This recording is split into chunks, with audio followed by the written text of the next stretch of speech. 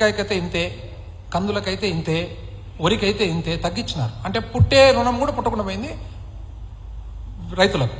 అది కాక మళ్ళా 50,000 ఒకసారని, 1,00,000 వరకే అని, 1,50,000 అని రకరకాలుగా చేసి మొత్తం మీద 87,000 కోట్లు బుక్స్లో ఉంటే పెండింగ్ 15,000 కోట్లు చేసినారు.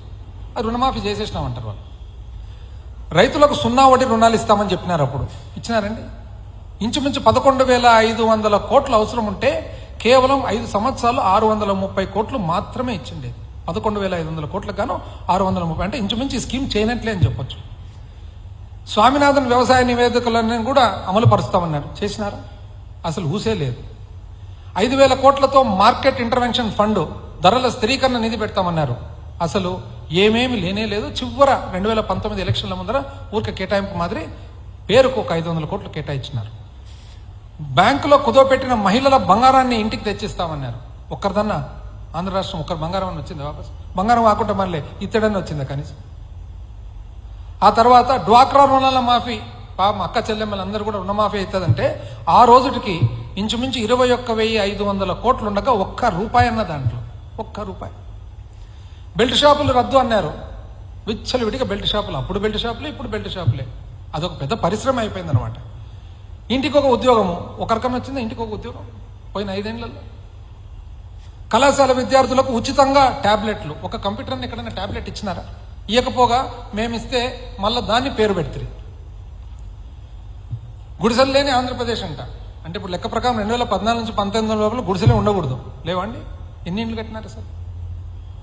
ప్రతి నియోజకవర్గంలో వృద్ధాశ్రమాలు ఉన్నాయి. ఎక్కడన్నా కట్టినారు? ఎక్కడ ఒకటన్నా 5 సంవత్సరాల్లో?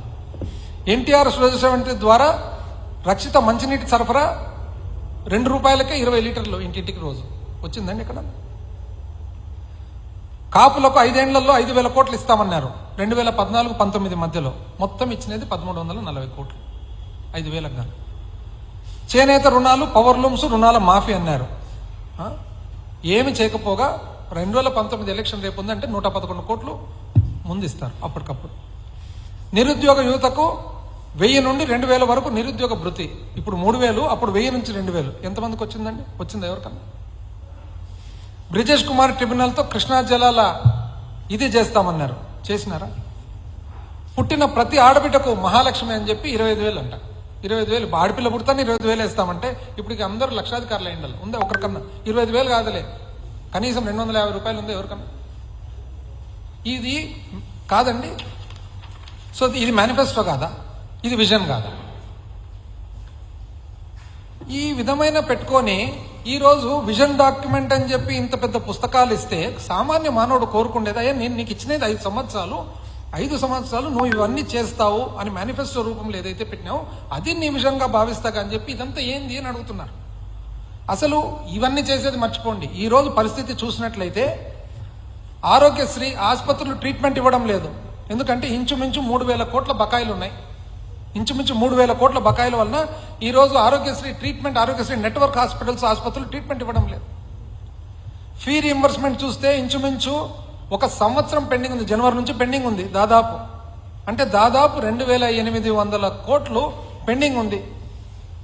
చూడండి, డిసెంబర్ 28 ఆంధ్రజ్యోతి డిసెంబర్ 28 తక్షణమే ఫీజు రీయింబర్స్మెంట్ బకాయిలను విడుదల చేయాలని ఏఐఎస్ఎఫ్, ఏఐవైఎఫ్ రాష్ట్ర సహాయ కార్యదర్శులు కోరుతున్నారు. అదేవిధంగా ప్రజాశక్తి 23 డిసెంబరు రాష్ట్ర వ్యాప్తంగా డిగ్రీ, ఇంజనీరింగ్, పీజీ విద్యార్థులకు బకాయి ఉన్న ఫీ రీయింబర్స్మెంట్, వసతి దీవెన నిధులను వెంటనే విడుదల చేయాలని ఎస్ఎఫ్ఐ నాయకుడు డిమాండ్ చేశారు.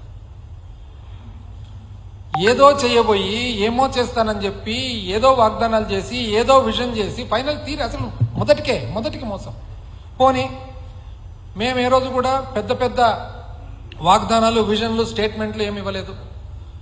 5 సంవత్సరాలు మేనిఫెస్టోనే భగవద్గీత అన్నాం, మేనిఫెస్టోనే బైబిల్ అన్నాం, మేనిఫెస్టోనే ఖురాన్ అన్నాం. ఆ ప్రకారంగానే మా విజన్ అనే భావించి 2019లో గెలిపించినారు.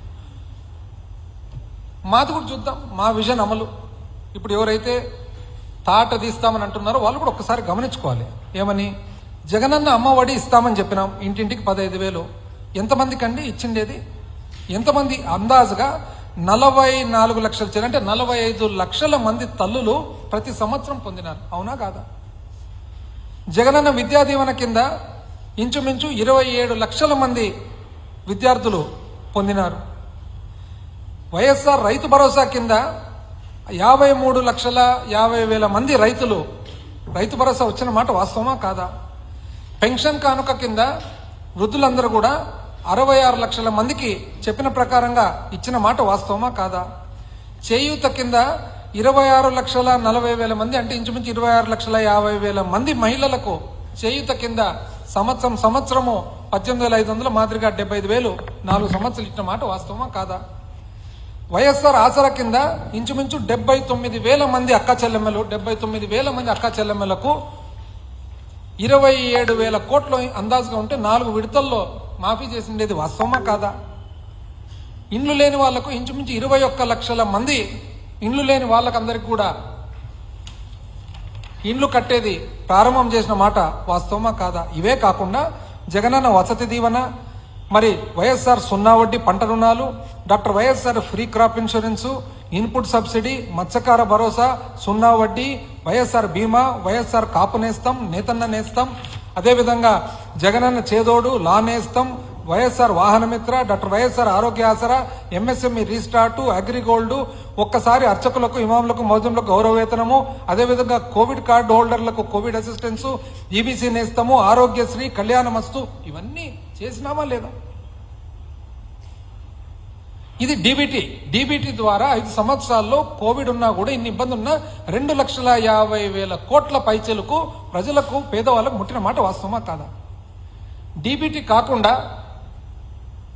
జగనన్న తోడు, జగనన్న గోరుముద్ద, జగనన్న సంపూర్ణ పోషణ, జగనన్న విద్యా కానుక, మరి ఇంటి పట్టాలు, వైఎస్ఆర్ కంటి వెలుగు, అదేవిధంగా ట్యాబులు, పిల్లలకు ట్యాబులు, పీడిఎస్ రైసు, మరి పవర్ సబ్సిడీ, ఇవన్నీ కూడా కలిపి 1,70,000 కోట్లు రెండు చేరితే 4,23,000 కోట్లు ప్రజలకు చేరిన మాట వాస్తవమా కాదా? ఈరోజు మీరే చూసుకోవాలి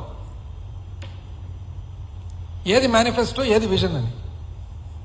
వాళ్ళది విజను, మాది యాక్షన్. మేము యాక్చువల్గా అమలు చేసి చూపించినాము, వాళ్ళని విజన్. ఇది కాక ఏమన్నా ఎందుకు మీరు చేయడం లేదంటే కొత్తగా నేర్చుకున్నారనమాట సర్వరోగ నివారణ. ఏమన్నా